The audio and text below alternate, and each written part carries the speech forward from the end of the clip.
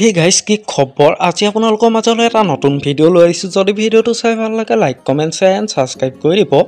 আজি মই আপোনালোকৰ মাজলৈ লৈ আহিছো বৰ্তমান ৰং চেনেলত সম্প্ৰচাৰিত হৈ থকা ফুটগটলি ধাৰাবাহিকখনত পনয় চৰিত্ৰত অভিনয় কৰা অভিনেতাজনৰ প্ৰকৃত পৰিচয়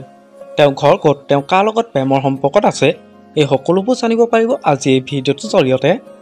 গতিকে ভিডিওটো শেষলৈকে চাই থাকিব বলকচোন ভিডিওটো দেৰি নকৰি আৰম্ভ কৰোঁ ৰং চেনেলত সম্প্ৰচাৰিত হৈ থকা ফুটগটলি ধাৰাবাহিকখনত পনয় চৰিত্ৰত অভিনয় কৰা অভিনেতাজনৰ প্ৰকৃত নাম হ'ল সিদ্ধাৰ্থ কলিতা জনপ্ৰিয় অভিনেতা সিদ্ধাৰ্থ কলিতাৰ ঘৰ হ'ল নলবাৰী জিলা বৰভাগত তেওঁ বৰ্তমান কৰ্মসূত্ৰে গুৱাহাটী শিলপুখুৰীত থাকে জনপ্ৰিয় অভিনেতা সিদ্ধাৰ্থ কলিতাৰ জন্ম হৈছিল 16 এপ্ৰিল তাৰিখে জনপ্ৰিয় অভিনেতা সিদ্ধাৰ্থ কলিতা পৰিয়ালৰ বিষয়ে ক'বলৈ গ'লে তেওঁ পৰিয়ালত মাক দেউতাকৰ লগতে দুগৰাকী বায়েক আছে তেখেতৰ মাকৰ নাম হ'ল ভৱানী কলিতা দেউতাকৰ নাম হ'ল আনন্দৰাম কলিতা আৰু বায়েকগৰাকীৰ নাম হ'ল উৎকণ্ঠা কলিতা আৰু আনগৰাকীৰ নাম হ'ল মাৰ্জনা কলিতা জনপ্ৰিয় অভিনেতা সিদ্ধাৰ্থ কলিতা শিক্ষাগত অৰ্হতাৰ বিষয়ে ক'বলৈ গ'লে তেওঁ স্কুল পঢ়িছিল শংকৰদেৱ শিশু বিদ্যা নিকেতন আৰু শেষত তেওঁ BBA কৰে জনপ্ৰিয় অভিনেতা সিদ্ধাৰ্থ কলিতাই 2008 চনৰ পৰাই মডেলিং কৰিবলৈ আৰম্ভ কৰিছিল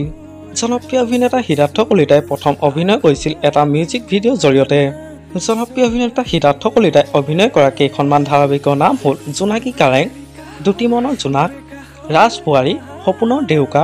আৰু বৰ্তমান জনপ্ৰিয় অভিনেতা সিদ্ধাৰ্থ কলিতাই ফুটগটলি ধাৰাবাহিকখনত পনয় চৰিত্ৰত অভিনয় কৰি দৰ্শকৰ মন জয় কৰিবলৈ সক্ষম হৈছে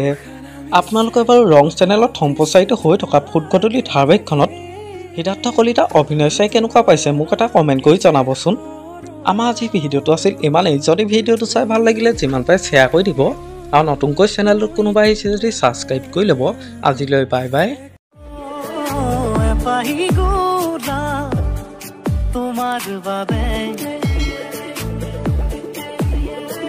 হৃদয়তে ৰাখিছো গোপনে নজনানো বুজাকে মানাহি বুকুতে ভাল পোৱাৰ শিহৰণ